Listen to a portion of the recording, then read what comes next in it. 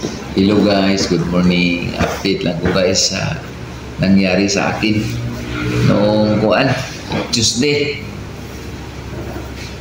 So tayo mga dialysis guys, kailangan nga aware ka sa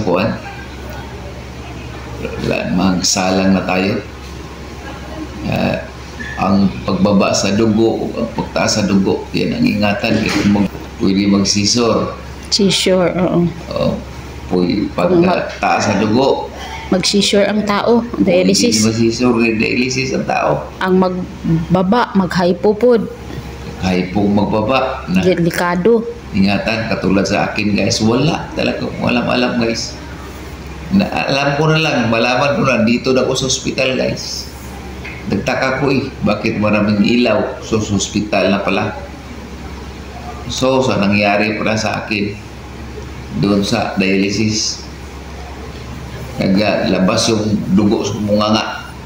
Kirig-kirig. Chest, kirig-kirig, dugi patol.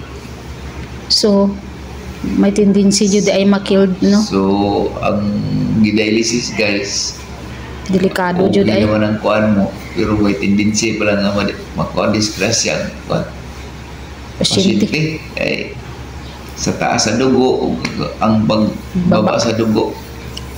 Kaya dapat mag-pray jud. Ang importante yun, bago ka isalang, mag-pray ka talaga. Kaya ang sa akin guys, sobrang pagod talaga guys. Kaya wala na ang hantungan. Hospital. Kaya dito na ako guys. Pero gumaling na. Pwede na ako maglabas. Kaya salamat kay God, kay extensionan niya akong kinabuhi. Akala mo katapusan mo na. Hindi ko na alam kung napatay ko guys. Wala akong alam. Wala akong alam kung anong nangyari sa akin.